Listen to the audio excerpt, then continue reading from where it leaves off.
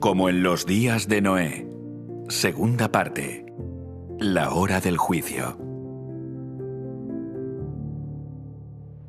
Bienvenidos a la segunda parte de la serie Como en los días de Noé. Soy Jeff Reich, el presentador. Si no has visto la primera parte, debes saber que estudiamos la historia de Noé y examinamos las evidencias que han llegado a nosotros.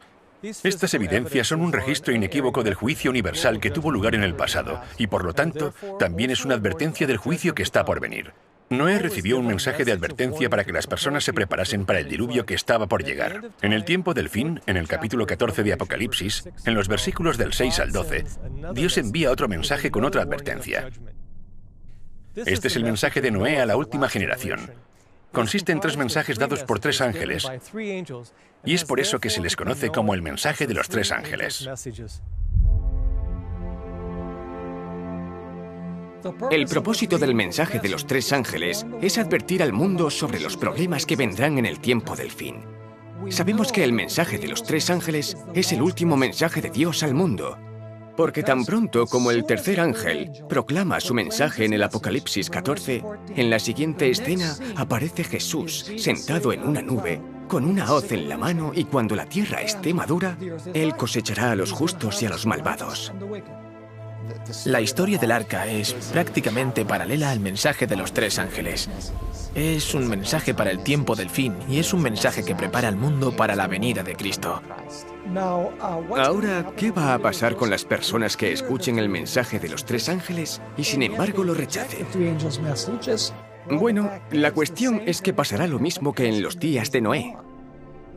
La posibilidad de vivir para siempre dependerá de aceptar en el tiempo del fin el mensaje de estos 3 ángeles. En pocas palabras, quienes rechacen los mensajes se perderán. El mensaje del primer ángel dice: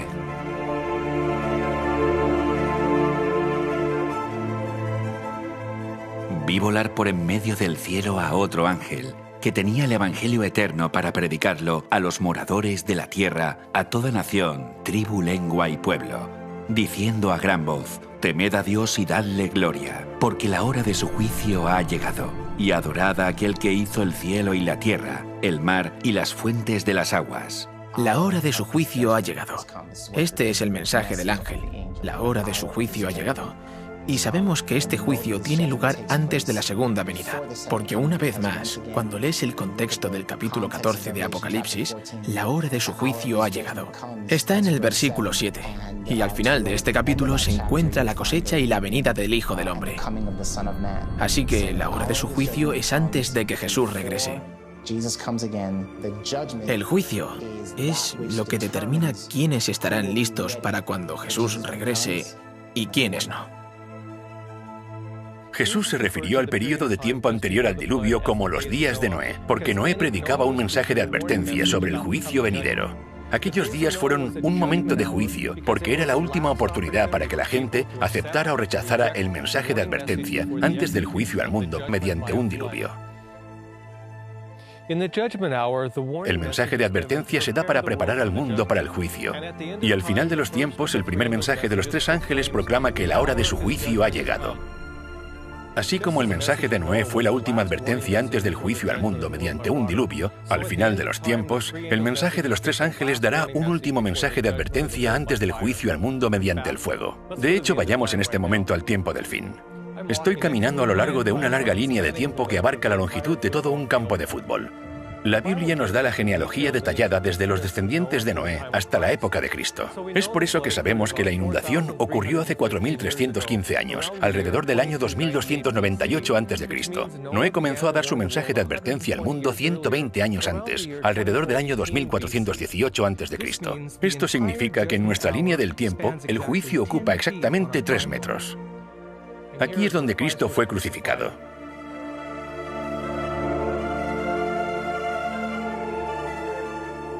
Aquí estamos cerca del otro extremo del campo. Como aún no tenemos una fecha, digamos que este lugar marca el comienzo del juicio al mundo.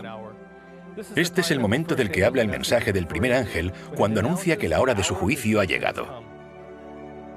Al igual que el mensaje de Noé debía advertir al mundo de la inundación venidera, en nuestro tiempo el mensaje de los tres ángeles comenzó proclamando el último mensaje de advertencia con el fin de preparar a los moradores de la tierra para el cumplimiento del juicio definitivo por fuego. Así que esta fecha marca el comienzo de los días de Noé en el tiempo del fin. Para entender cuándo serían proclamados estos mensajes, necesitamos estudiar la profecía del Antiguo Testamento. Para ello necesitamos volver al año 1816. En ese año, un hombre llamado Guillermo Miller comenzó a estudiar una profecía en el libro de Daniel y, para su sorpresa, esta revelaba el año exacto del comienzo del juicio al mundo.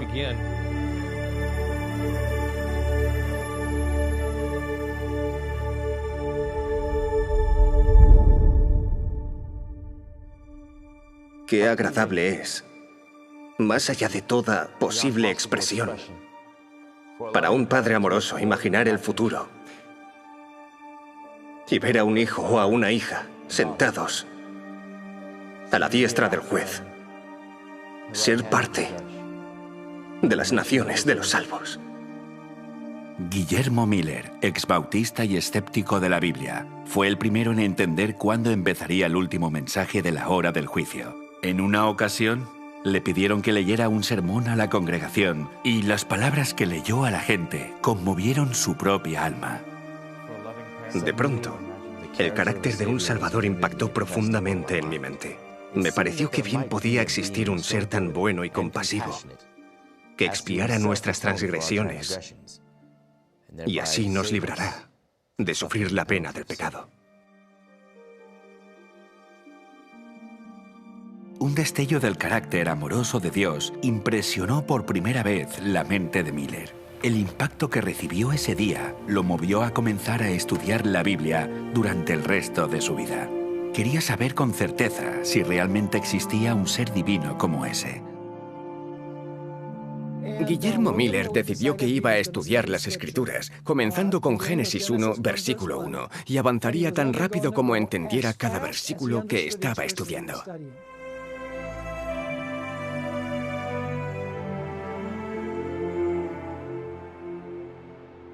Estudió sistemáticamente la Biblia día y noche con tan solo una concordancia. Quería saber por sí mismo lo que enseña la Biblia sin dejarse influenciar por los demás. Finalmente, encontró una profecía en el libro de Daniel que habla de la purificación del santuario. Un estudio diligente de esta profecía lo llevaría a descubrir el año exacto en el que comenzaría el juicio.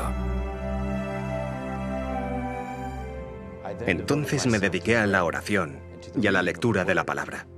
Decidí dejar a un lado todos mis prejuicios, comparar en profundidad pasaje con pasaje y proseguir su estudio de forma regular y metódica.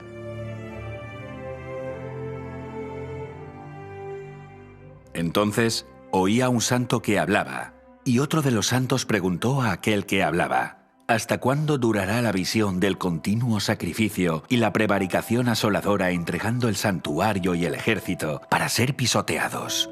Hasta 2300 tardes y mañanas, luego el santuario será purificado.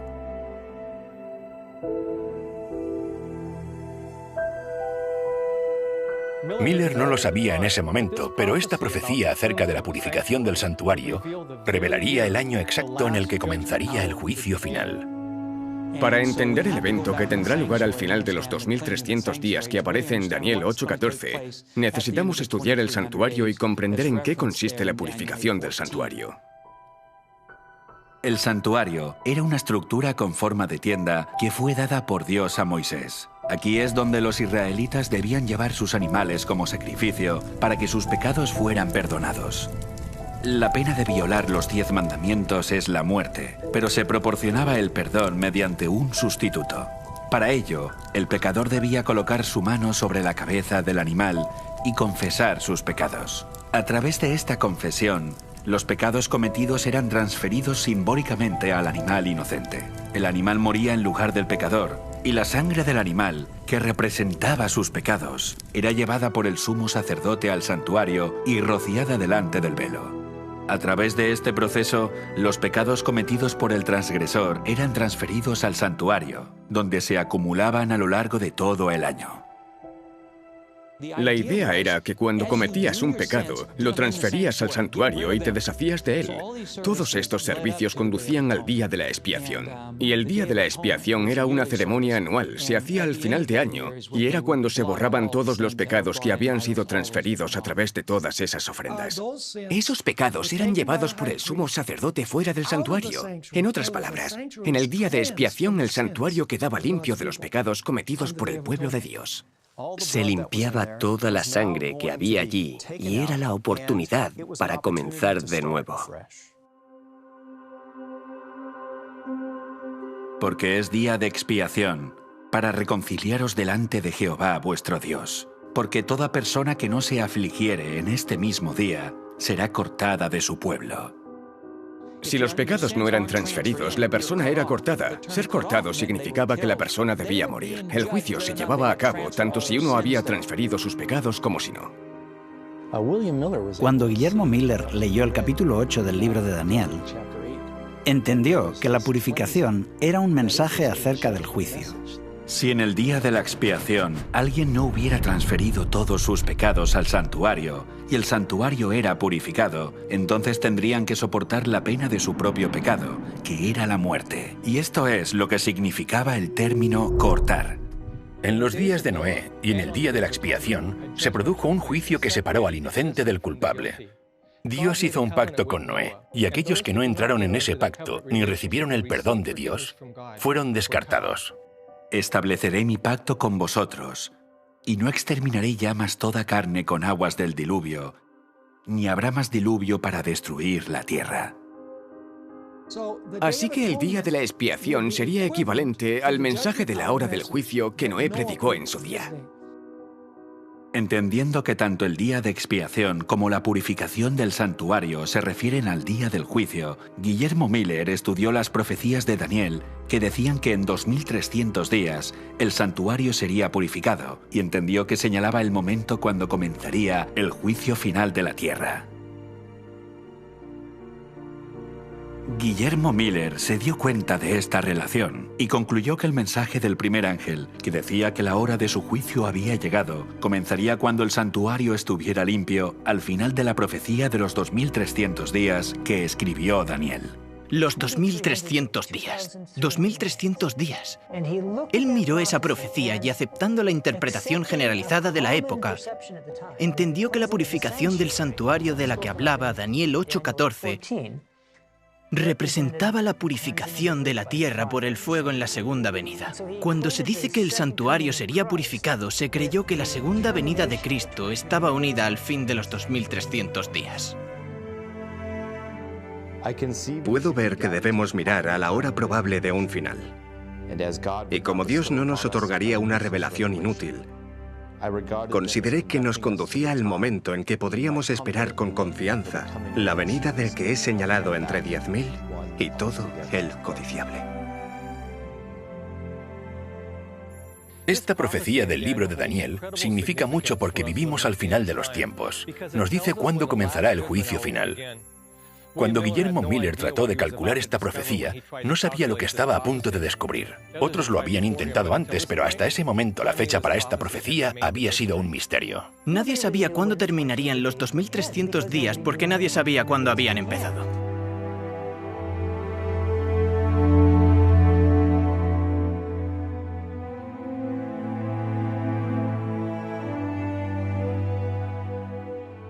Día por año te lo he dado. Día por año. Siguiendo su regla de hacer que las escrituras se interpreten a sí mismas, Miller vio en Ezequiel 4:6 y en Números 14:34 que en la profecía bíblica cada día representaba en realidad un año literal. En la Biblia es bastante claro que a la hora de interpretar estas profecías se debe aplicar el principio día por año.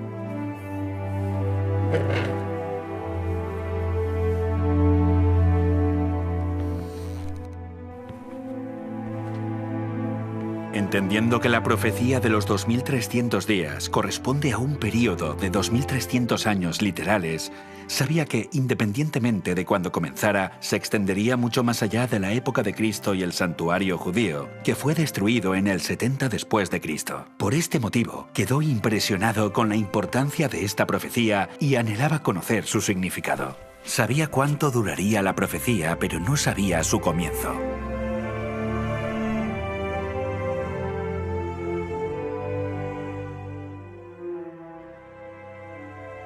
La contribución más significativa que Miller nos dio fue unir los capítulos 8 y 9 del libro de Daniel. La ventaja es que Daniel capítulo 9 nos da el punto de partida. El ángel le dice a Daniel que le va a dar el punto de partida, no solo de la profecía de los 2300 días que encontramos en Daniel 8:14, sino el de una nueva profecía que dice cuándo vendrá el Mesías. Entiende pues la orden y entiende la visión, que desde la salida de la orden para restaurar y edificar a Jerusalén hasta el Mesías príncipe habrá 7 semanas y 72 semanas. Serían 7 semanas más 62 semanas, que dan un total de 69 semanas hasta el Mesías príncipe. En esta profecía se dice cuál es el evento que marca el inicio del tiempo a calcular, desde la orden para restaurar y edificar Jerusalén.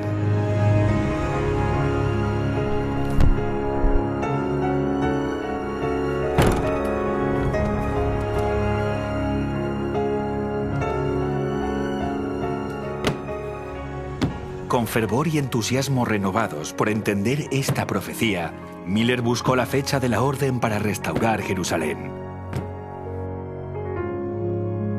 Dedicó noches y días enteros al estudio de lo que entonces parecía ser de tanta importancia. El estudio dio sus frutos y encontró la orden para restaurar Jerusalén en el 7º capítulo de Esdras. Por mí es dada la orden que todo aquel en mi reino, del pueblo de Israel y de sus sacerdotes y levitas, que quiera ir contigo a Jerusalén, vaya. Fue dado por el rey Artajerjes I, y Esdras registra que fue en el 7º año del rey Artajerjes. Dios es tan bueno que cuando da una profecía importante en la Biblia, en la misma profecía nos da siempre alguna evidencia para que no haya dudas acerca de la fecha. De la misma forma, en el libro de Esdras nos dice en el mismo libro que el decreto es el punto de partida. Guillermo encontró que el reinado del rey Artajerjes I comenzó en el año 464 a.C. El 7º año de su reinado fue en el 457 a.C. Con esta fecha como punto de referencia, pudo calcular la profecía hasta el Mesías príncipe. El período de 69 semanas, 7 días por semana, da un total de 483 días, lo que corresponde a 483 años literales, sin contar el año cero, que no computa. Miller finalmente descubrió que la profecía se extendía 483 años en el futuro, desde el 457 a.C. hasta el Mesías príncipe, que era el año 27 después de Cristo. En otoño de ese año, Jesús fue ungido en el momento de su bautismo, cumpliendo la profecía que decía que ese año el Santo de los Santos sería ungido, y comenzó así su ministerio. El apóstol Pedro testifica que Dios ungió a Jesús de Nazaret con el Espíritu Santo y con poder. Una de las fechas más fácilmente corroboradas, gracias al capítulo 3 del Evangelio de Lucas, es la fecha del bautismo de Cristo. Él es quien da más información sobre los que están gobernando. Y los historiadores saben que solo puede ser un año. Lucas dice que era el año 15º del reinado de Tiberio César y dice quién era el sumo sacerdote, el gobernador y otros funcionarios. Solo hay un año donde todos ellos coinciden y es el 27 después de Cristo.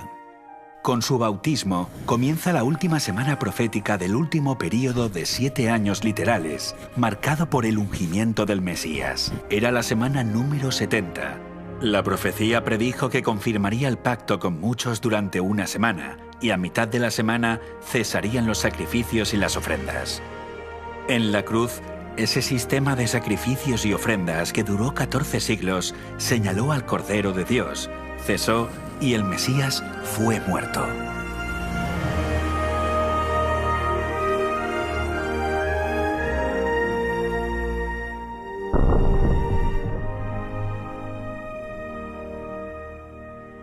Yo soy judío cristiano, pero mi madre era judía. Sé que hay un par de libros en la Biblia que los judíos ortodoxos prohíben estudiar a sus fieles. Uno de ellos es Daniel capítulo 9, que claramente va desde la orden de reconstruir Jerusalén hasta el Mesías. Y ellos saben que las fechas coinciden. Cuando aplicas el principio de día por año, coincide a la perfección con Jesús. Para ellos es un gran problema que los judíos estudien esto y lo descubran y acepten a Jesús como Mesías. Cuando entendió y confirmó la aplicación de la profecía de las 70 semanas y su fecha de inicio, en el 457 a.C., Miller calculó el tiempo restante, desde la profecía de los 2300 días hasta la purificación del santuario, cuando comenzaría el juicio. Y conforme seguimos la línea de tiempo de la profecía desde sus comienzos y avanzamos en el tiempo con la profecía de los 2300 días, encontramos que se llega al año 1844.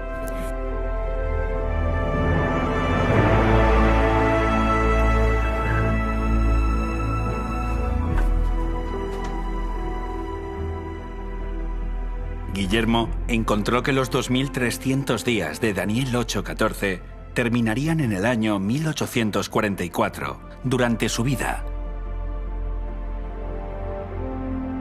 No necesito hablar de la alegría que llenó mi corazón cuando me encontré ante esa encantadora perspectiva, ni de los ardientes anhelos de mi alma por participar del júbilo de los redimidos. Ahora la Biblia era para mí un libro nuevo. Era en verdad una fiesta para el intelecto. Todo lo que para mí había sido sombrío, místico u oscuro en sus enseñanzas, se había disipado de mi mente ante la clara luz que brotaba de sus páginas sagradas. Oh, cuán brillante y gloriosa se mostraba la verdad.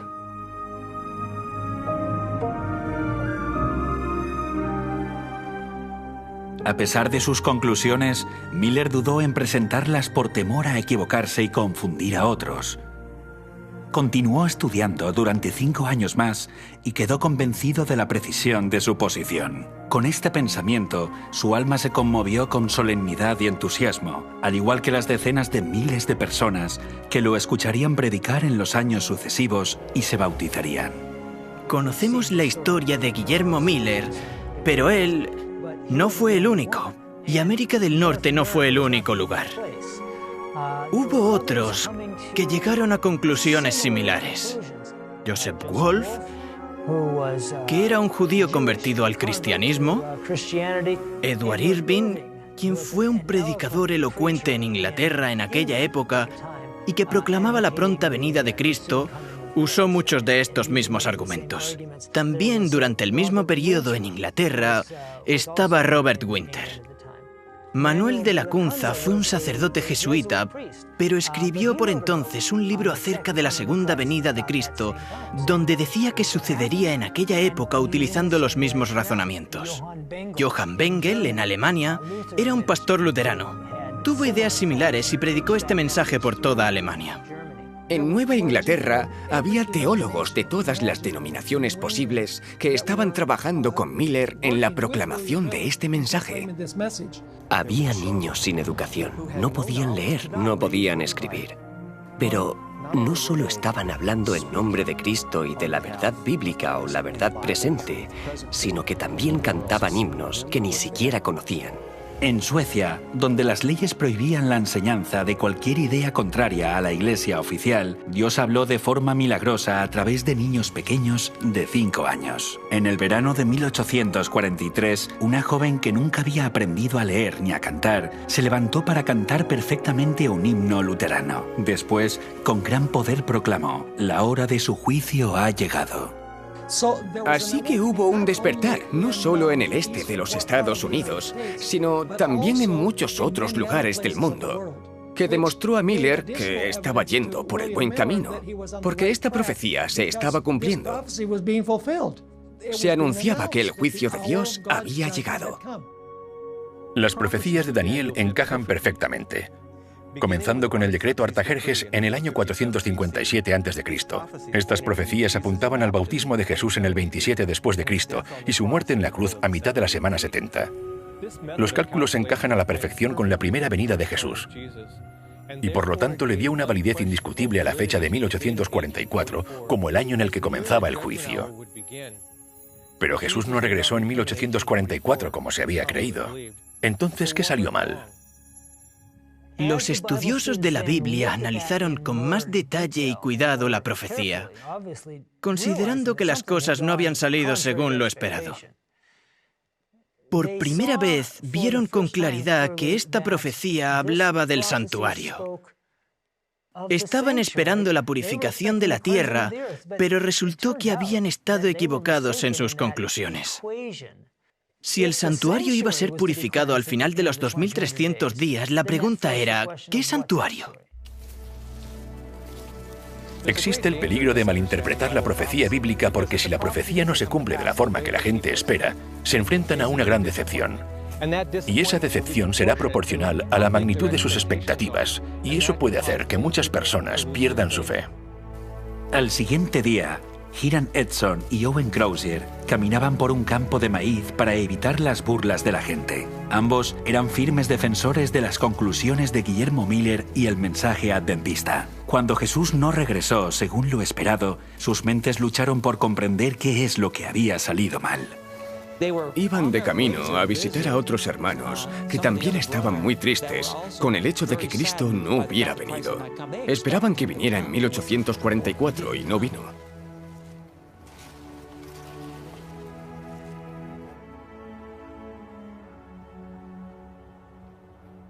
Oye, Hiram, ¿vienes? Al día siguiente de que Cristo no viniera, Hiram Edson fue inspirado y llegó a entender la clave que desvelaría el misterio de su decepción y les mostraría una nueva revelación sobre el santuario. Está en Hebreos. ¡Está en Hebreos! ¡Está en Hebreos!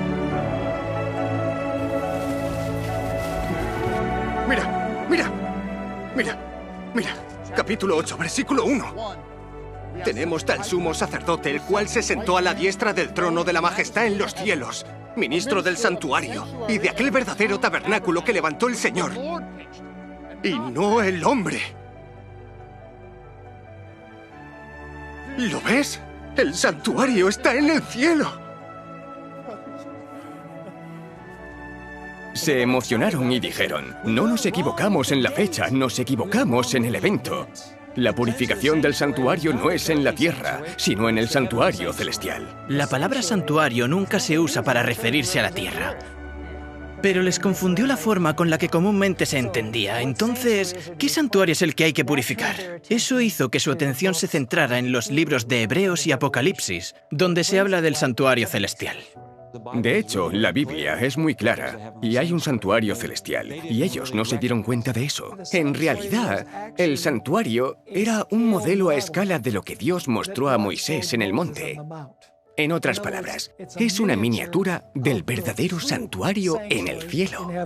Todo lo que se hacía en el santuario terrenal apuntaba a todo aquello que tendría lugar en el santuario celestial.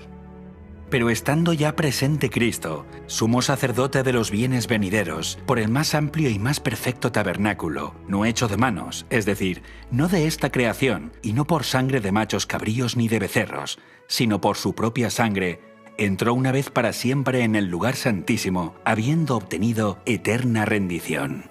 Después de la resurrección, Jesús ascendió al cielo, al lugar santo, que es la primera habitación del santuario celestial. Igual que los sacerdotes del Antiguo Testamento entraban en el lugar santo todos los días para interceder por los pecados de Israel, Jesús entró en el lugar santo del santuario celestial para interceder por los que creen en él. Pero en la segunda parte, solo el sumo sacerdote una vez al año. En el día de la expiación, cuando el santuario era purificado, el sumo sacerdote entraba al lugar santísimo para realizar la obra de juicio. Cumpliendo la profecía de Daniel después de 2300 años, Jesús, nuestro sumo sacerdote, se trasladó al lugar santísimo para limpiar el santuario en el cielo de los pecados de la humanidad. Y esa es la obra que Jesús está haciendo ahora en el santuario celestial, la obra del juicio. Jesús se traslada al lugar santísimo en 1844. Eso significa que desde el año 1844 hasta hoy, seguimos en ese periodo de tiempo del juicio. Estamos viviendo en el último día de la expiación, cuando se purificará el santuario. Lo que deberíamos estar haciendo es simpatizar con la obra del sumo sacerdote en el santuario celestial mientras él realiza el juicio. Jesús es nuestro sumo sacerdote en el santuario celestial, porque no tenemos un sumo sacerdote que no pueda compadecerse de nuestras debilidades. En estas palabras, vemos a Jesús sentir las enfermedades de toda la raza humana, la pérdida de un ser querido, la desesperación de la soledad, el miedo, el sufrimiento de los discapacitados y la aflicción de los enfermos. Todo lo siente nuestro sumo sacerdote en el cielo.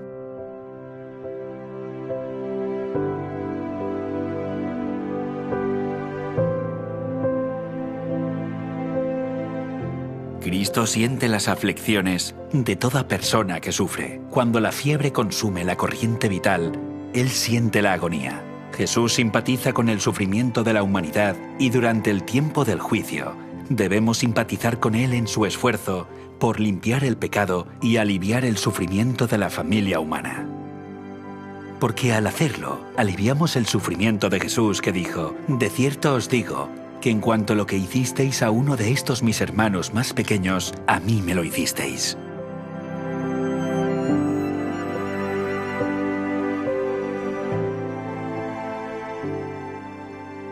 Demasiado a menudo pensamos en el juicio como algo negativo y no como la reivindicación de los inocentes o el fin del sufrimiento en este mundo. E incluso en nuestra propia incredulidad podríamos temer quedarnos fuera del arca. Pero vamos a aprender qué es el arca exactamente para aquellos que viven al final de los tiempos y cómo podemos entrar en ella. Armados con la certeza de esta verdad, la duda se desvanecerá. Y como Noé, encontrarás descanso en el arca, habiendo eliminado todo temor del juicio venidero.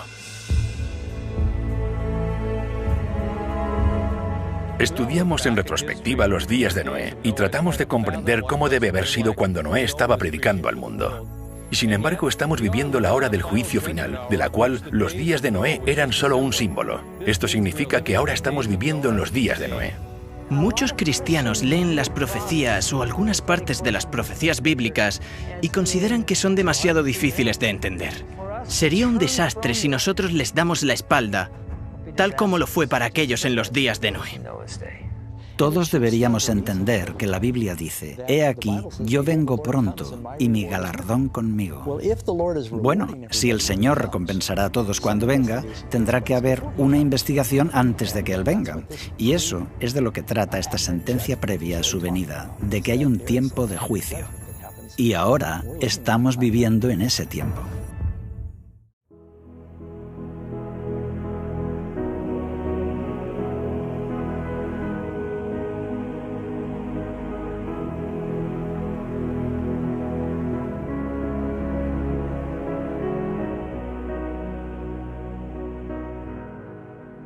Noé dio un mensaje específico para que la gente se preparara para el diluvio, y el ángel que anuncia que ha llegado la hora de su juicio también tiene un mensaje específico para nuestro tiempo. Ambos mensajes están pensados para preparar a la humanidad para el juicio, y nos llama a entrar en el refugio del arca. Vamos a entender qué es para nosotros hoy este refugio del arca, examinando detalladamente el mensaje de Noé. En el libro de Segunda de Pedro, se nos dice que fue pregonero de justicia. A través de diferentes medios y diferentes métodos, él predicaba la justicia.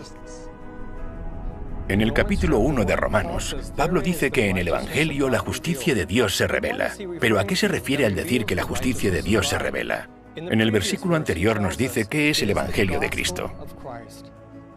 La Biblia nos dice que Noé fue un predicador de justicia y que el Evangelio revela la justicia de Dios, lo que significa que Noé estaba predicando con el Evangelio. También significa que al final de los tiempos, cuando el primer ángel proclama el Evangelio eterno, este ángel repite el mensaje que Noé le dio al mundo antes del diluvio. Puesto que ahora estamos viviendo en la hora del juicio, el Evangelio debe ser proclamado nuevamente al mundo para que todos tomen una decisión. Es tiempo de que el juicio comience por la casa de Dios. Y si primero comienza por nosotros, ¿Cuál será el fin de aquellos que no obedecen al Evangelio de Dios? Pedro nos dice que el juicio vendrá sobre los creyentes y los no creyentes por igual, y que nuestra aceptación o rechazo del Evangelio determinará nuestro destino cuando el juicio finalmente se ejecute. El apóstol Pablo responde a su propia pregunta acerca de lo que sucederá a quienes rechacen el Evangelio. Cuando se manifieste el Señor Jesús desde el cielo con los ángeles de su poder en llama de fuego para dar retribución a los que no conocieron a Dios ni obedecen al Evangelio de nuestro Señor Jesucristo. En otras palabras, cuando se predica el Evangelio divide a los seres humanos en dos grupos, aquellos que lo aceptan y los que lo rechazan. Así que el mensaje de Noé fue un mensaje de juicio, porque cuando terminó de predicar su mensaje, ¿cuántos grupos había? Cuando terminó de predicar había dos grupos, los que estaban dentro y los que estaban fuera. Cuando se proclame el mensaje del juicio final, el mundo se dividirá en dos grupos. Así que la advertencia se repite otra vez para nosotros a día de hoy. El mensaje del Evangelio en los días de Noé era una llamada a entrar en el arca. Buscando la definición de la palabra arca, encontramos que también significa refugio. Así que el principio que está detrás del Evangelio predicado por Noé era una invitación a entrar en un lugar de refugio. ¿Cuál es el lugar de refugio para el pueblo de Dios hoy? Si buscamos la palabra arca en el diccionario de Oxford, se define como un barco o un santuario. Curiosamente, la palabra santuario también se define como lugar de refugio. Así que arca y santuario tienen el mismo objetivo. Es importante que entendamos esto porque Dios le dio al hombre un santuario para que fuera un lugar de refugio. No endurezcáis pues ahora vuestra cerviz como vuestros padres. Someteos a Jehová y venid a su santuario, el cual Él ha santificado para siempre. Y servid a Jehová como vuestro Dios, y el ardor de su ira se apartará de vosotros. El Evangelio eterno proclamado por el primer ángel es como el Evangelio que predicó Noé. Fue una llamada a entrar en el lugar de refugio. Cada componente del santuario nos enseña algo sobre el Evangelio eterno. Y estudiando esta antigua estructura, descubriremos cómo proporcionará un lugar de refugio en el día del juicio y cómo, al igual que el mensaje dado por Noé, el santuario nos señala el arca para el pueblo de Dios durante el tiempo del fin. Y el mensaje tiene el Evangelio eterno. Me gusta porque algunas personas piensan que el Evangelio no existió hasta Jesús. Pero en realidad, el Evangelio comenzó en el jardín del Edén, con la caída. El Evangelio siempre ha sido sobre la fe en el sacrificio del Cordero. Y todo el mensaje del Evangelio eterno y el juicio final y la elección final está relacionado con el mensaje del santuario. En el Antiguo Testamento, el Cordero era sacrificado a la entrada del santuario. Este sacrificio apuntaba al sacrificio que Jesús haría en la cruz. Y es por eso que Jesús es llamado el Cordero de Dios. Por lo tanto, el Evangelio no fue proclamado por primera vez por Jesús cuando vino a la tierra. Fue revelado siglos antes a través del servicio del santuario y sus símbolos.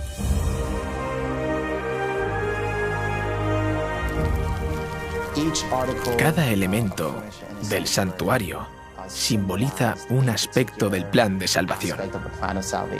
Hay muchas verdades bíblicas reflejadas en estos símbolos tridimensionales. En realidad, todo el santuario es una alegoría del plan de la salvación.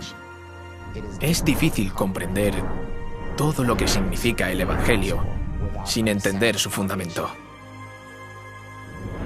Tenía el propósito de enseñar a Israel y enseñarnos también a nosotros, cuando estudiamos cómo Jesús salva paso a paso a los seres humanos de la maldición del pecado.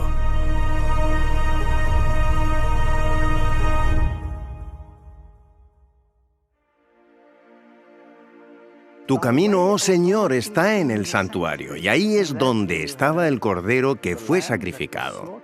Atraviesas la cortina de colores de la puerta y allí estaba el altar de los sacrificios, que representa la cruz. El altar del sacrificio es donde se sacrificaban animales a diario. El pueblo de Israel debía entender que esto señalaba al Mesías venidero, quien moriría por los pecados del mundo.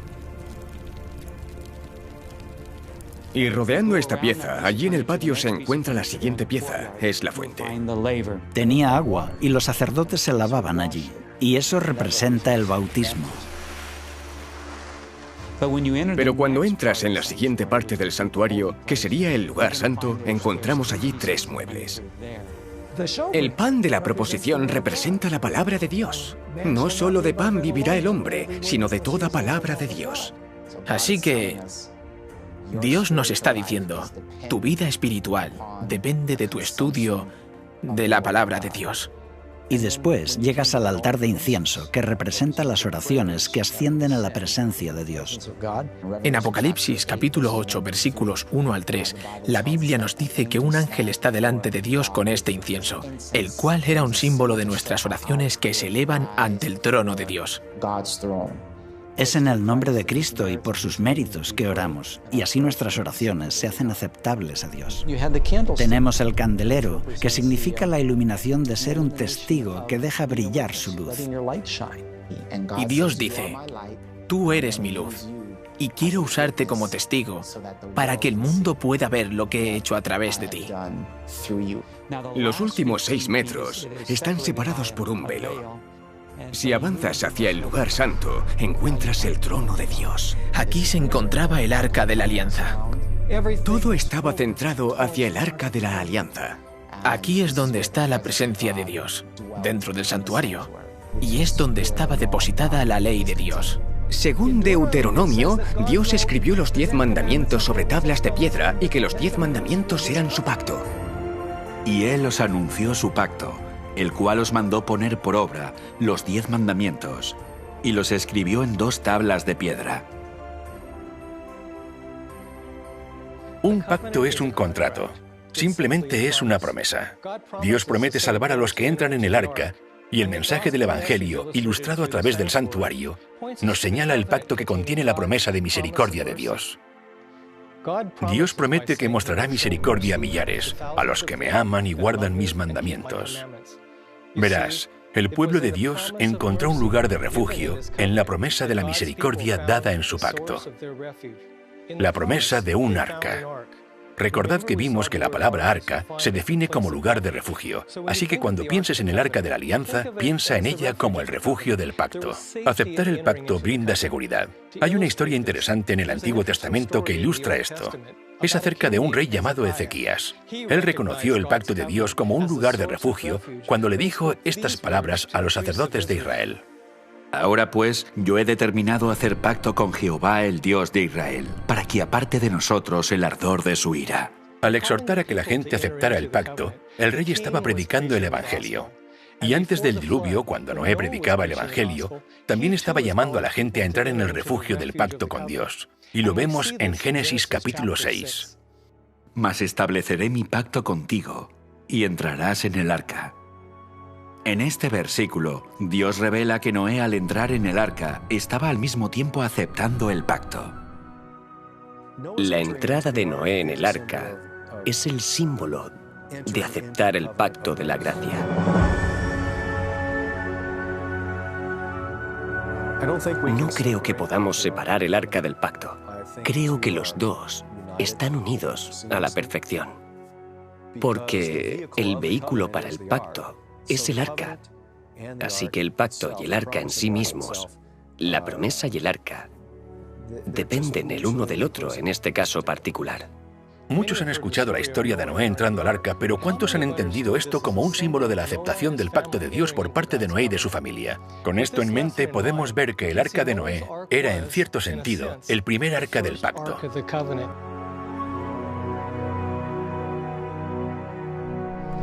Por lo tanto, cuando vemos el mensaje del primer ángel del final de los tiempos proclamando el Evangelio eterno a los que moran en la tierra, podemos ver que es el mismo mensaje del que Noé se había hecho eco, que nos llama a entrar al arca o al refugio del pacto antes de la ejecución de la sentencia definitiva.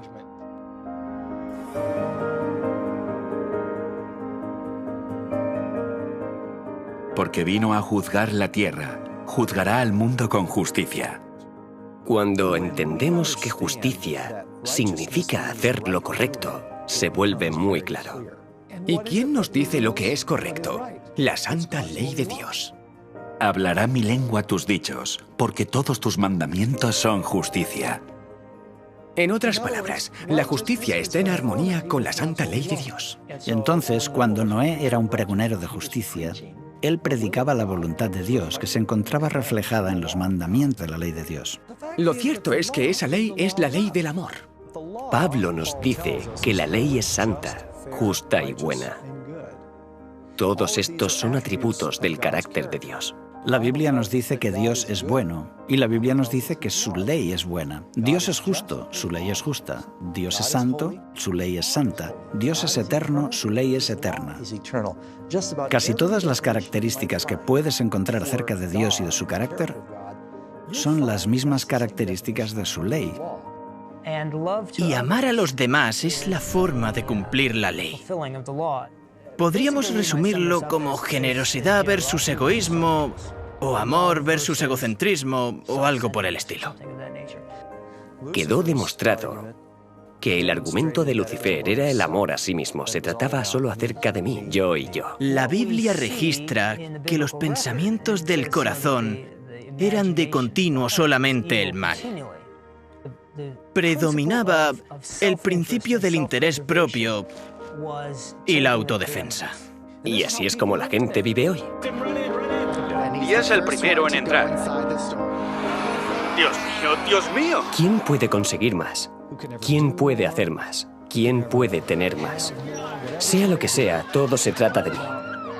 De mí. ¿Qué gano yo con esto? Eso es lo que le importa a la gente. El cristianismo, por otra parte, el cristianismo verdadero, trata de ver cómo puedo servir y ser una bendición para otros.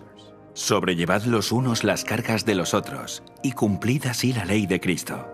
Así que cuando rechazamos la ley de Dios, estamos viviendo vidas perversas, egoístas. No importa lo que digamos, el egoísmo es pecado. El pecado es quebrantar la ley, y siempre conduce a la muerte. Y entonces, la ley no existe solo porque Dios pensó que sería algo divertido de hacer. La ley existe porque es el único medio para preservar las cosas buenas que nos da. El propósito de los 10 mandamientos es asegurar el altruismo en la tierra. Vemos que el egoísmo del hombre ha hecho que a través de muy diferentes medios, nuestro mundo haya ido por un camino insostenible de dolor y sufrimiento, revelando así que nuestro egoísmo, en última instancia, terminará en la autodestrucción.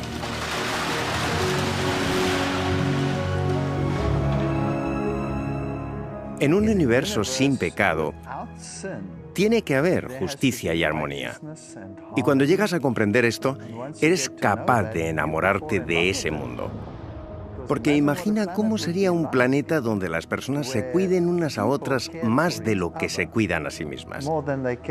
El egoísmo, que es la base de toda miseria humana, sería algo del pasado. La obediencia a la ley de Dios estaba pensada para protegernos de todo esto. Al contemplar la perfección del altruismo de los 10 mandamientos, vemos nuestra verdadera condición. Y si entendemos el pecado, entenderemos nuestra necesidad de la misericordia de Dios. Y este es el propósito del mensaje del Evangelio: señalarnos que la ley de Dios no está para castigarnos, sino mostrarnos nuestra necesidad de entrar en el refugio de su misericordia.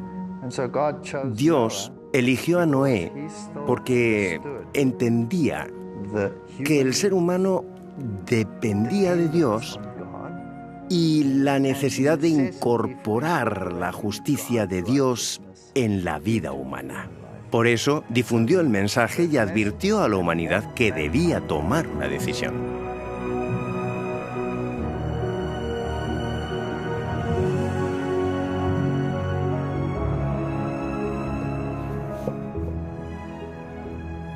Las leyes del hombre son la norma para los tribunales de este mundo, y la ley de Dios es la norma para los atrios del cielo. La ley de Dios es una transcripción de su carácter abnegado. Ninguno de nosotros alcanzamos la norma del amor desinteresado, porque el egoísmo nos ha vencido a todos. En su pacto, Dios hace 2 promesas primarias para restaurar el carácter del hombre, del egoísmo del pecado. Porque este es mi pacto con ellos cuando quite sus pecados.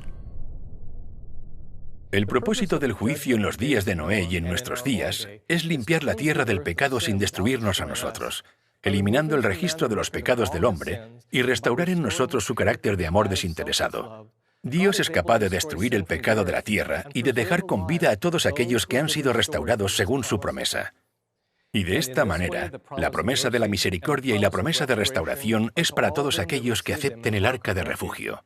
Y el santuario ilustra cómo Dios cumplirá estas dos promesas en nosotros. Los 10 mandamientos apuntan a Jesús, quien dijo: «He guardado los mandamientos de mi Padre». Al ofrecer su vida perfecta como sustituto de los pecados del hombre, Jesús comenzó su viaje al dejar la presencia de Dios y su trono en el cielo para venir a la tierra a ofrecer su vida perfecta como sustituto de los pecados del hombre. El candelabro también nos dirige a Jesús, que dijo: «Soy la luz del mundo. El que me sigue no andará en tinieblas, sino que tendrá la luz de la vida». También el altar del incienso señala a Jesús, quien se convirtió en nuestro intercesor en la oración. Él dijo: «Yo soy el camino, la verdad y la vida. Nadie viene al Padre sino por mí». Jesús se convirtió en el pan de vida y dijo: «Yo soy el pan que descendió del cielo». Jesús se convirtió en el agua viva y en el Cordero de Dios que quita los pecados del mundo. A través del santuario vemos el camino de Jesús descendiendo desde el trono del cielo a la tierra para encontrarse con la humanidad en la cruz. Ahora entro por la puerta del santuario y llego a la cruz. Y por la fe entrego mi vida a Cristo. Cuando somos perdonados, somos liberados del castigo que merecemos por quebrantar la ley de Dios. El proceso por el cual Jesús dejó el trono del cielo, vino a la tierra y murió en nuestro lugar para recibir piedad, se llama justificación. Justificación significa cuando me arrepiento, confieso mi pecado y confío en la vida y en la muerte de Jesucristo, que vivió y murió en mi lugar. Si realmente soy sincero, Jesús toma su vida y su muerte y las coloca en mi cuenta, y es como si nunca hubiera pecado. El hecho de que Noé sacrificó un cordero después del diluvio no fue solo un signo de adoración, sino la señal de que pedía la redención de sus pecados y los pecados de su familia. Y eso es algo que todos podemos hacer. Todo creyente puede recurrir continuamente al cordero para obtener perdón. Este pacto es la promesa por parte de Dios de mostrar misericordia al hombre, y por esta misericordia el hombre es justificado y tratado por Dios como si nunca hubiera pecado. Me gusta decirlo así para no olvidar que Dios me mira como si nunca hubiera pecado. Sin embargo, ese es solo el comienzo de la vida cristiana. No se detiene aquí. Mucha gente quiere detenerse en la cruz.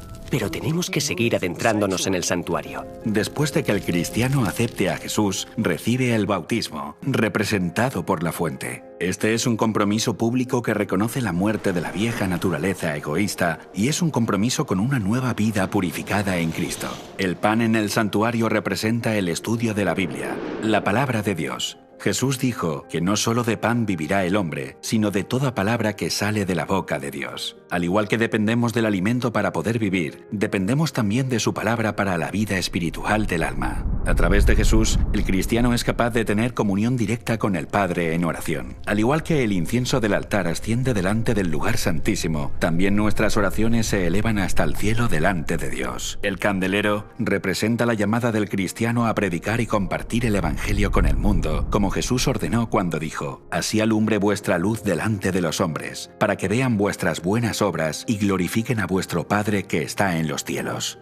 Finalmente, la Biblia llama al cristiano a entrar en el lugar santísimo a través de la sangre de Jesús, que es entrar en oración en la presencia de Dios ante el arca de la alianza, que simboliza la promesa de que Dios nos libraría del pecado y pondría nuestras vidas en armonía con sus mandamientos de amor abnegado. A esta promesa de restauración se le llama santificación.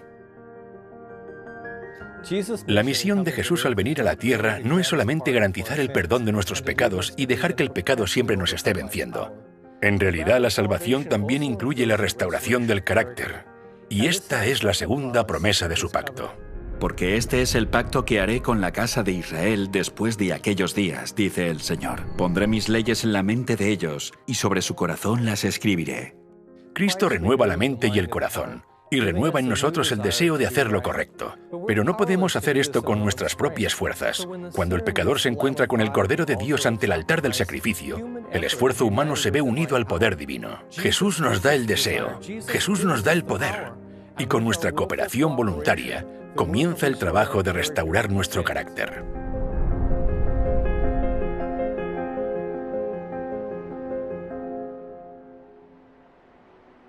Se necesita un cambio de paradigma para trabajar en armonía con Dios. Y no hay una varita mágica. Es un proceso. Se llama santificación.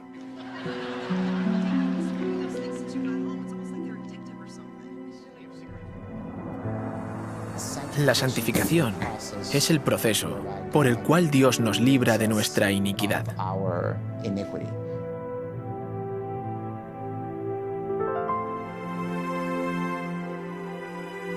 O nos da la victoria, o no. Y si Él tiene el poder, no hay nada que le impida darnos la victoria. Aquí en el santuario vemos representada la obra del Evangelio a través de la venida de Cristo desde el trono de los cielos a la cruz, para ofrecer al hombre misericordia y el perdón de sus pecados. Y al unir su poder divino con el hombre caído, vemos la restauración del carácter del hombre en el camino de la cruz al refugio del pacto. Estas son las dos promesas que muestran cómo Dios cumple su pacto para salvar al hombre del pecado. En lugar de estar escritos simplemente en tablas de piedra, Dios toma los 10 mandamientos y los escribe sobre las tablas del corazón para que nos recreemos en hacer la voluntad de Dios. Cuando Noé predicó la justicia, estaba predicando que la gente debía aceptar al Señor y que sus vidas debían cambiar. Sus vidas deben ser justas, porque no es solo cambia tu forma de pensar y sigue comportándote como hasta ahora. Cuando la Biblia dice que Noé era un predicador de justicia, era porque llamaba a que la vida de las personas fueran justas. Y este es un ejemplo de lo que Dios quiere de su pueblo en el tiempo del fin. Ahora estamos al final, viviendo la hora del juicio final, más de 4.300 años después. El mensaje del primer ángel, al igual que el mensaje de Noé, está proclamando el Evangelio eterno, llamando a todos los que escuchen que entren en el refugio del pacto. Mediante este pacto recibimos la promesa de misericordia por medio de Jesucristo y la promesa de la santificación a través de su poder, lo que significa que Dios nos concederá la capacidad para que nuestras vidas estén en armonía con sus mandamientos. En los días de Noé no bastaba con proclamar las promesas para que la gente se salvara. Para recibir las promesas, las personas necesitaban responder a la llamada del Evangelio entrando en el arca. Pero ¿cómo entramos en el arca del pacto de Dios al final de los tiempos? El camino hacia el pacto se revela en las 3 órdenes dadas en la última parte del mensaje del primer ángel. Temed a Dios y dadle gloria, porque la hora de su juicio ha llegado, y adorad a aquel que hizo el cielo y la tierra, el mar y las fuentes de las aguas. El primer mensaje de los mensajes de los 3 ángeles es temer a Dios. No es el temor de tener miedo, sino un temor reverente. En el Antiguo Testamento está frecuentemente vinculado a respetar los mandamientos de Dios. El fin de todo el discurso oído es este: teme a Dios y guarda sus mandamientos, porque esto es el todo del hombre. En esta declaración, Salomón habla de temer a Dios o reverenciar a Dios respetando sus mandamientos.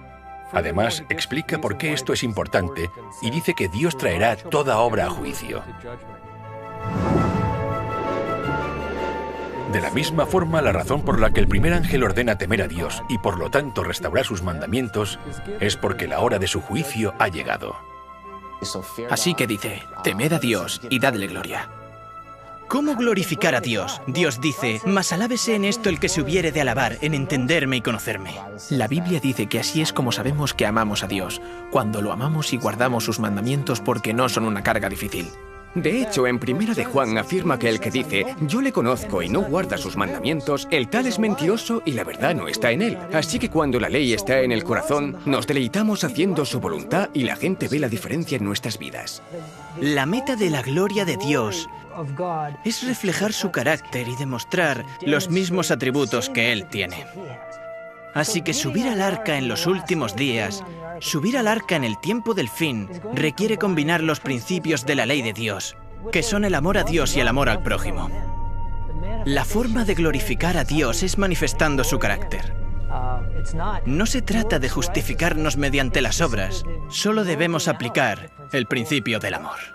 El amor de Dios debe manifestarse a través de nosotros, y eso solo puede suceder si nos despojamos de todo egoísmo.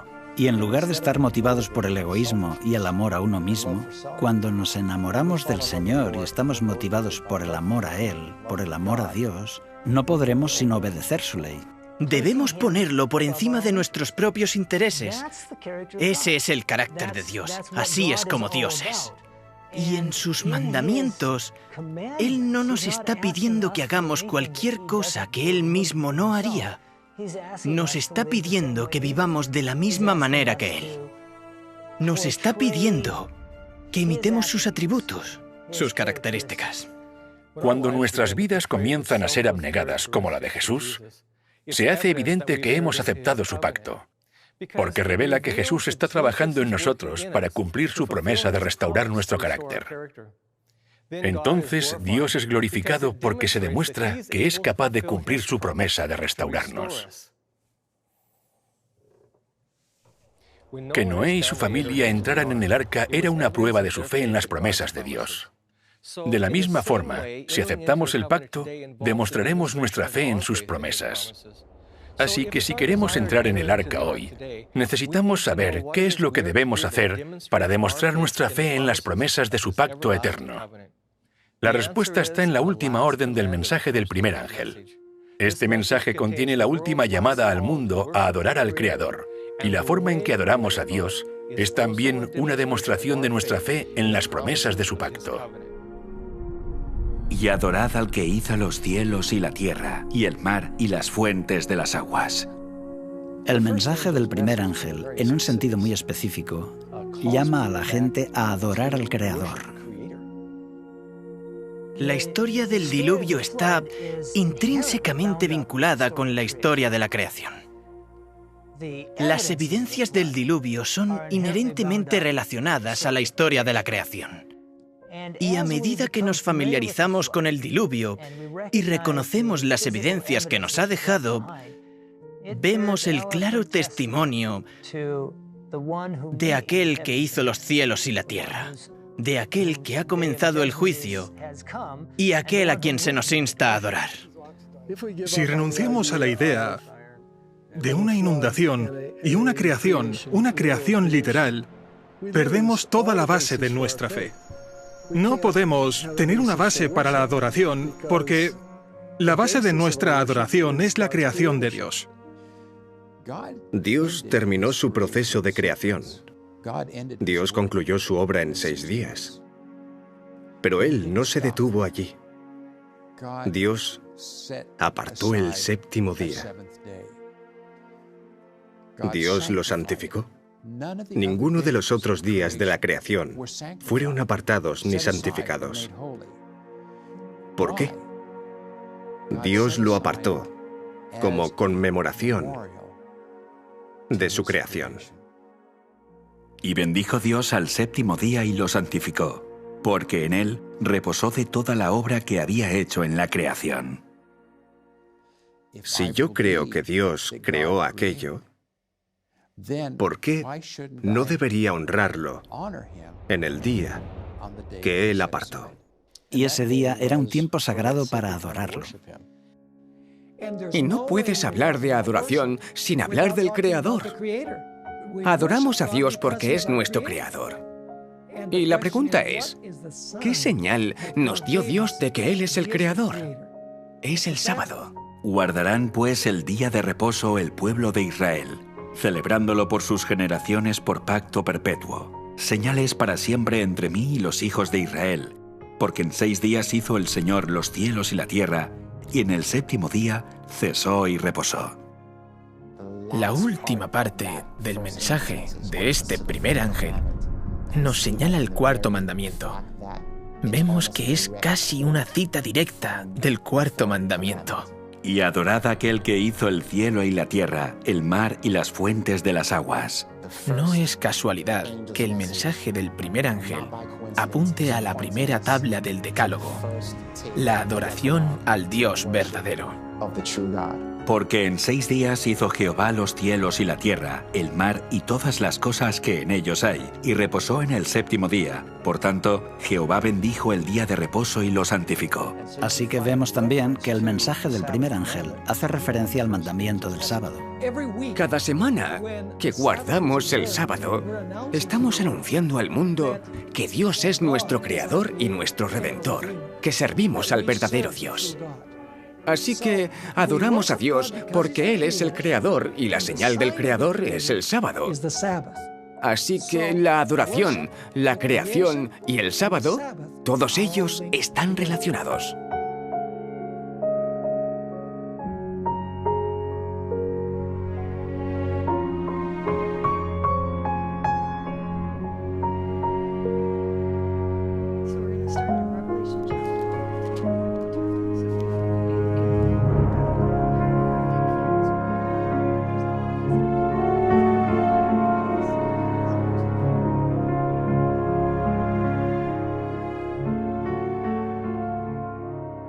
Si Dios es el creador, entonces Dios tiene derecho a esperar nuestra adoración. Él tiene el derecho de decirnos lo que está bien y lo que está mal, y la gente no quiere que Dios le diga que sus pecados son inapropiados o incorrectos, o que serán juzgados. Así que hay un continuo esfuerzo por parte del diablo y del mundo para eliminar a Dios del mapa. Me parece fascinante que todas estas cuestiones convergen precisamente en el punto donde termina la profecía de los 2300 días. Y esa fecha es el año 1844. ¿Qué tiene de significativo el año 1844? Estaban sucediendo una serie de cosas muy importantes en el mundo. Están chocando dos cosmovisiones diferentes al mismo tiempo. Mientras Dios da un mensaje para que su pueblo regrese a Él, el gran adversario hace todo lo posible para alejarlos.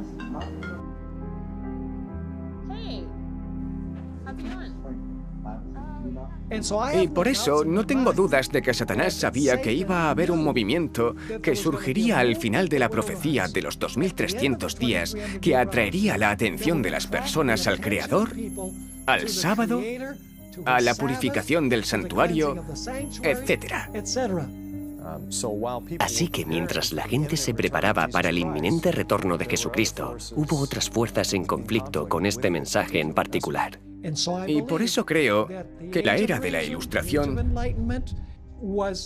fue el intento de Satanás para frenar eso e intentar evitar que ocurriera lo que decía la profecía.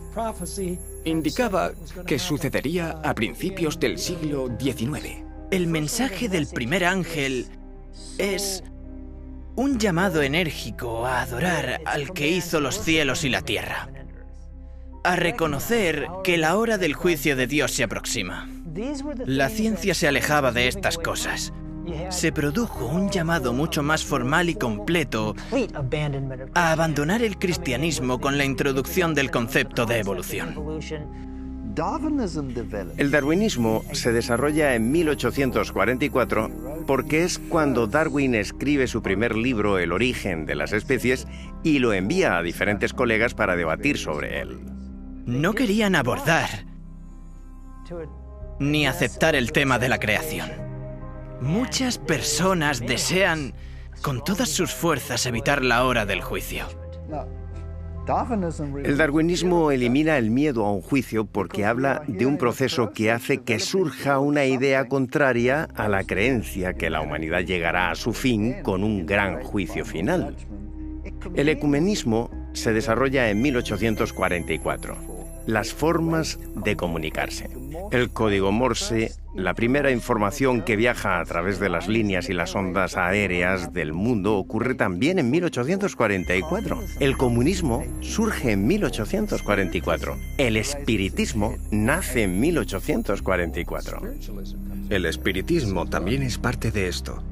Dice, mira, tomaremos la parte evolutiva, pero también tenemos otras cosas. Podemos hablar con los espíritus y ellos nos guiarán. Así que tenemos todas estas ideas contrapuestas.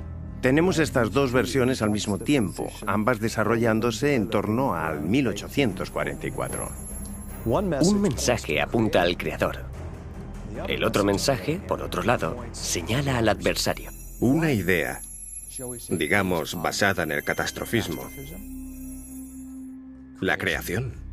La otra, basada en el uniformismo. Y todas estas cosas estaban convergiendo. Era el nacimiento de una nueva era. El mensaje de los tres ángeles es un llamado a reconocer a Dios Y la humanidad dice, no necesito a Dios.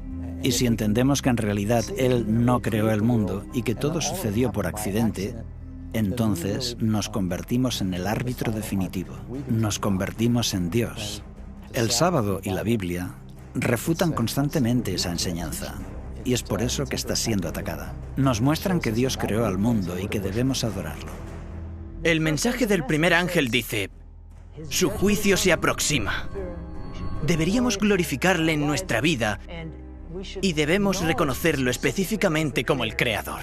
Es un mensaje de gran importancia en el siglo XIX, en el momento en que surgió. Al recordar que el sábado es una conmemoración de la creación, el mensaje del primer ángel muestra que confesamos que Dios es el Creador. Pero el sábado significa mucho más que esto. El sábado identifica al autor del pacto. Y si creemos que Dios santificó el séptimo día, entonces el sábado se convierte en una señal de la capacidad de Dios para santificarnos. La llamada de Noé a encontrar refugio en el pacto de Dios comenzó a predicarse de nuevo en 1844, y en ese mismo año el relato del Génesis, la creación, fue atacado. Al proponer una historia falsa de nuestros orígenes, Satanás socavó la autoridad de Dios a través del día de reposo, el cual había sido dado para ser una señal de nuestra confianza en las promesas de su pacto. El sábado es algo que Dios santificó, y si Dios puede santificar un día, si puede santificar el tiempo, entonces tiene el poder de santificar y necesita santificarnos. Es por eso que le dijo al pueblo de Dios, tanto en Éxodo como Ezequiel, que el sábado es la señal de que Él es quien nos santifica. Yo soy Jehová que os santifico. Tú hablarás a los hijos de Israel diciendo, en verdad vosotros guardaréis mis días de reposo, porque es señal entre mí y vosotros por vuestras generaciones, para que sepáis que yo soy Jehová que os santifico. Así recordamos que Dios tiene el poder de crear, de recrearnos, y tiene el poder de santificar y santificarnos para hacernos santos. Debemos ser transformados en la imagen de Cristo, lo que nos remite de nuevo al sábado por el hecho de que vamos a ser recreados. Respetar el sábado no me hace santo. El sábado es una señal externa de una experiencia interna del reposo con Cristo. Así que conmemorar el sábado es una recreación del alma humana a la imagen de Cristo.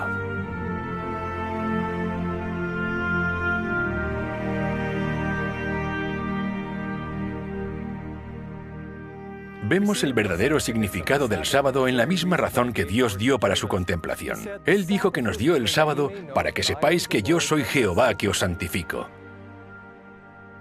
Suelo decir que el sábado es una señal exterior de una labor interior, porque guardar el sábado es una señal de que reconocemos que solo Dios puede santificarnos, lo que también significa que es una señal de que sabemos que nuestras obras no pueden salvarnos. A lo largo del Antiguo Testamento, los israelitas no entendieron esto plenamente. Y cuando Dios les dio su pacto en el monte Sinaí, todas las personas respondieron al mismo tiempo y dijeron, «Todo lo que Jehová ha dicho haremos». Poco después de hacer esta promesa, la rompieron. El problema con el antiguo pacto era que estaba basado en la promesa del hombre, como si pudiera santificarse a sí mismo por sus propios medios. Es por eso que leemos que Dios los reprende. Y así dijo, «He aquí, vienen días, dice el Señor, en que estableceré un nuevo pacto». Este nuevo pacto menciona la ley de Dios, que son los 10 mandamientos, pero ahora está basada en la promesa de Dios. Ahora dice, «Pondré mis leyes en la mente de ellos, y sobre su corazón las escribiré». El hombre no puede hacer nada para salvarse a sí mismo. Y es por eso que Jesús ofrece un mejor pacto que estableció sobre mejores promesas porque fue establecido en base a su promesa personal. Desde la perspectiva espiritual, estamos diciendo, Señor, no puedo salvarme. Conmemorando el día sábado, aquí en este planeta, semana a semana, demostramos que confiamos en Dios, en que Él hará todo lo que ha prometido. Es una forma de entrar en el reposo de Cristo y de creer que su justicia es suficiente. El sábado es una señal entre el pueblo de Dios y el mismo Dios. Aquellos que conmemoran el sábado los que cesan de sus labores. En otras palabras, aquellos que dejan de intentar salvarse por sí mismos y miran el pacto de gracia. Este es el sentido del sábado.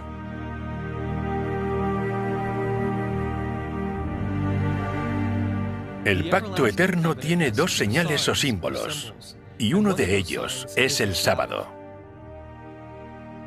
Guardarán pues el día de reposo los hijos de Israel, celebrándolo por sus generaciones por pacto perpetuo. Señales para siempre entre mí y los hijos de Israel.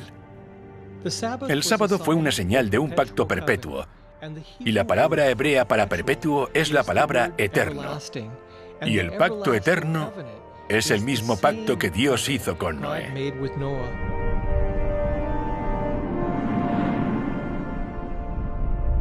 Estará el arco en las nubes, y lo veré, y me acordaré del pacto perpetuo entre Dios y todo ser viviente con toda carne que hay sobre la tierra. Dijo pues Dios a Noé: Esta es la señal del pacto que he establecido entre mí y toda carne que esté sobre la tierra.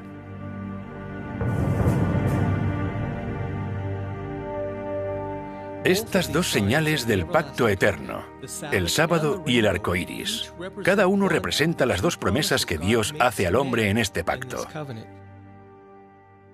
Se nos dio el arco iris como una señal del pacto eterno, y más específicamente, representaba la promesa de misericordia del pacto eterno. Esto se aclara más adelante en el libro de Isaías, donde Dios dice: Cuando juré que nunca más las aguas de Noé pasarían sobre la tierra, así he jurado que no me enojaré contra ti, ni te reñiré. Y la promesa dada a Noé concluye diciendo: No se apartará de ti mi misericordia, ni el pacto de mi paz se quebrantará, dijo Jehová, el que tiene misericordia de ti. En el arco iris de la promesa podemos contemplar el emblema de la misericordia y el perdón que Dios nos ha prometido mediante el pacto eterno. El arco iris representa la promesa de misericordia de Dios, y el sábado es una señal de la santificación prometida por Dios. Vemos que Dios hizo que el sábado fuera una señal de nuestra santificación en Ezequiel, capítulo 20. Y les di también mis sábados, para que fuesen por señal entre mí y ellos, para que supiesen que yo soy Jehová que los santifico. Vemos que Noé recibió tanto la promesa de misericordia como la de la santificación. Esperando con fe a la promesa de la misericordia que llegaría a través del Mesías, Noé halló gracia ante los ojos de Jehová. En el siguiente versículo leemos que Noé era varón justo, era perfecto en sus generaciones. Con Dios caminó Noé. Conforme Noé caminaba con Dios, se parecía más a Dios y fue santificado según la promesa del pacto eterno. Os haga aptos en toda obra buena, para que hagáis su voluntad. Fue perdonado y santificado. La vida de Noé fue santificada y devuelta a la obediencia a Dios, lo cual se aclara al final del capítulo, donde leemos: Así lo hizo Noé conforme a todo lo que Dios le mandó. Y como resultado de esto, en el siguiente versículo leemos: Dijo luego Jehová a Noé: Entra tú y toda tu casa en el arca, porque a ti he visto justo delante de mí en esta generación. Tanto la promesa de misericordia como la de santificación son una garantía para nosotros, al igual que para Noé a través de la sangre de Jesús. El medio por el cual Dios cumplió esta promesa fue nuestro Señor Jesús, el gran pastor de las ovejas por la sangre del pacto eterno. La vida y el sacrificio de Jesús son una garantía para todas las generaciones de la promesa de la misericordia, y es por esto que se llama el pacto eterno. Así que, la próxima vez que veas un arco iris, recuerda que es la señal que Dios le dio a Noé como señal de su misericordia. También es un signo de su promesa de mostrarte misericordia, y esta promesa fue pagada en su totalidad por la sangre de Jesús.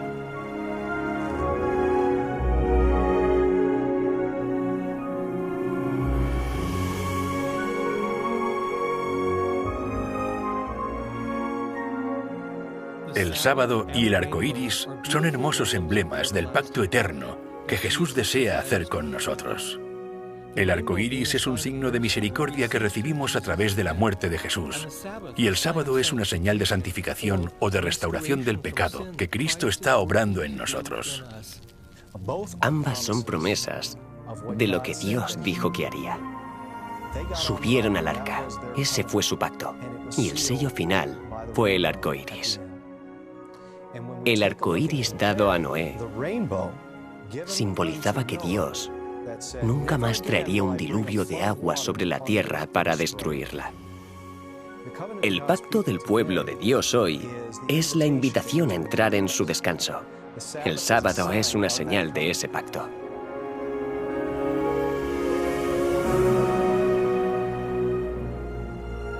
Desde el principio hasta el tiempo del fin, el pacto eterno ha sido el medio por el cual Dios salva al hombre. Y Dios hizo del sábado una señal de este pacto. Por eso cuando lees el Antiguo Testamento, otras naciones que no eran israelitas podían entrar en el refugio del pacto eterno a través de la conmemoración del sábado. El sábado no es para los judíos exclusivamente. En Isaías 56 dice: «Mi casa será llamada casa de oración para todos los pueblos, incluso para los gentiles». Refiriéndose a los gentiles, Isaías escribe: «Y a los hijos de los extranjeros que sigan a Jehová para servirle, y que amen el nombre de Jehová para ser sus siervos, a todos los que guarden el sábado para no profanarlo, y abracen mi pacto, yo los llevaré a mi santo monte, y los recrearé en mi casa de oración». Según este versículo, los gentiles podrían formar parte del pacto si guardaban el sábado. Incluso en el periodo del Antiguo Testamento, el sábado no era exclusivamente para los judíos, era una señal del pacto para judíos, gentiles, eunucos, todo aquel que quisiera entrar en una relación de pacto con el Señor. De la misma forma que se hizo con Israel, tenemos que entender que Israel, en el Nuevo Pacto o en el Nuevo Testamento, simboliza a todos los que vienen a Cristo. Y así es ahora, que todos los que lo deseen puedan entrar en el arca del pacto eterno a través de la observancia del sábado, una señal de nuestra fe y descanso en las promesas de Dios. En los días de Noé, todos los que entraron en el arca fueron salvados. La puerta estaba abierta. Cualquiera podía entrar, pero solo unos pocos confiaban en las promesas de Dios. Noé entró en el arca y encontró descanso en las promesas del pacto eterno. Y esta es una lección para nosotros hoy en día, ya que nos encontramos en el umbral de la eternidad, preparándonos para el juicio final de la tierra.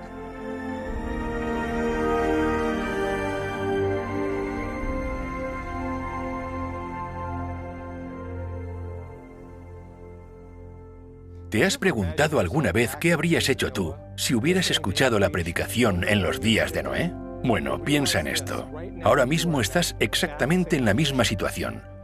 Más de 4.300 años después de la inundación, el mensaje del primer ángel una vez más proclama el Evangelio eterno predicado por Noé a toda nación, familia, lengua y pueblo. El santuario nos mostró que ahora mismo, aunque la hora de su juicio ha llegado, Jesús todavía está en el lugar santísimo del santuario celestial, intercediendo por el hombre por el perdón de sus pecados.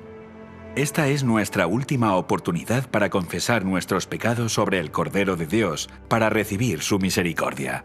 Esta es también nuestra última oportunidad para caminar con Jesús a través de su santuario y entrar en el refugio del pacto eterno. El nombre Noé significa literalmente descanso. Y cuando Noé levantó su mano apuntando al arca, señalaba el único lugar donde la gente podía encontrar descanso durante el juicio. Y ese lugar de descanso estaba en las promesas del pacto eterno, confirmado por la sangre de Jesús. Así que hoy el mensaje del primer ángel señala igualmente nuestra atención al sábado, ordenándonos que adoremos al que hizo los cielos, la tierra y el mar. Porque recordando el día de reposo y santificándolo, es como nosotros también podemos entrar en el arca del pacto eterno para encontrar descanso en las promesas de Dios.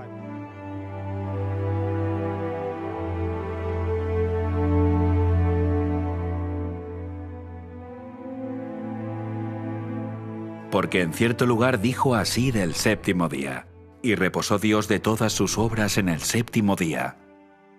Y otra vez aquí, no entrarán en mi reposo. Aquellos que lo abrazan y lo aceptan están realmente entrando en un pacto eterno. Y eso es lo que representa cada sábado que guardamos. Encontramos eso en el capítulo 4 de Hebreos, entrar en su reposo, entrar en ese pacto. Al igual que Noé entró en el arca y aceptó ese pacto que Dios había hecho para salvarlo.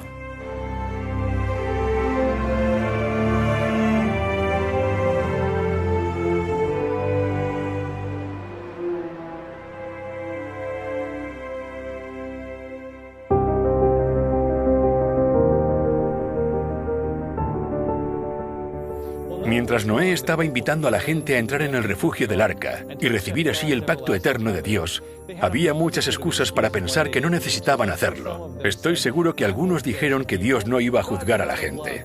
Dios es un Dios de amor, Él no destruirá el mundo. O cosas como, todas las cosas siguen igual que al principio, así que no hay razón para creer que Dios destruirá el mundo con un diluvio. Cualquiera que sea la razón que le impidió a la gente entrar en el arca, puede repetirse hoy. Muchas ideas diferentes evitarán que la gran mayoría de la gente entren en el arca del pacto eterno. Sin embargo, muchas personas todavía están buscando a Dios con todos sus corazones. Pero para estas personas, Satanás ha preparado otro engaño, un pacto falso. En la Biblia, Dios nos advierte que el mundo entero abrazará este pacto falso. E incluso ahora, los verdaderos creyentes del gran cuerpo de Cristo han depositado su fe en esas promesas vacías. Para aquellos que realmente desean saber la verdad, Dios no permitirá que Satanás los engañe acerca de este asunto. Así que en su amor, Jesús envía otro ángel con otro mensaje, esta vez dirigido a su pueblo. Y este es el mensaje del segundo ángel. Mensaje de advertencia.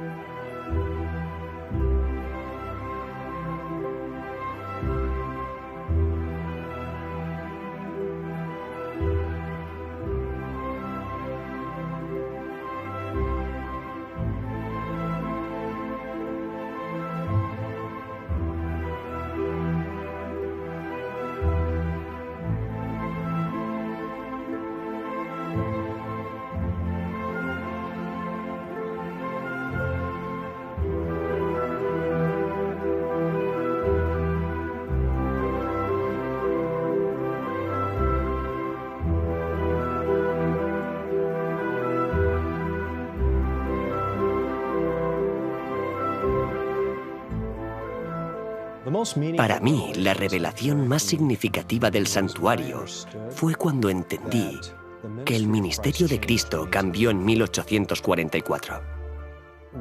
Cuando entendí esta verdad, que la idea del juicio hablaba de un Dios que quiso salvarme, que quiso prepararme para la traslación, me quedé perplejo, como nunca lo había hecho antes. Dios me está advirtiendo, mostrándome qué es lo que significa tener un carácter idóneo. Y lo podré hacer si me uno a Él. Si tengo la fe de Jesús y respeto los mandamientos con su ayuda y no por mis propios medios, aquel que mora dentro de mí es lo que hace que sea posible. Como dijo Juan el Bautista, es necesario que Él crezca para que yo mengüe. Si quiero lograrlo, no debe quedar ningún resquicio de ego.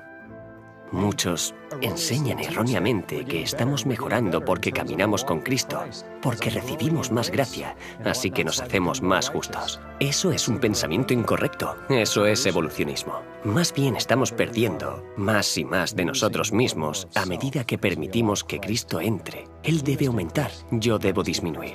Cuando vi esto, en el mensaje del lugar santísimo, pude tener un aprecio más profundo por el Dios al que servimos y que nunca antes había tenido.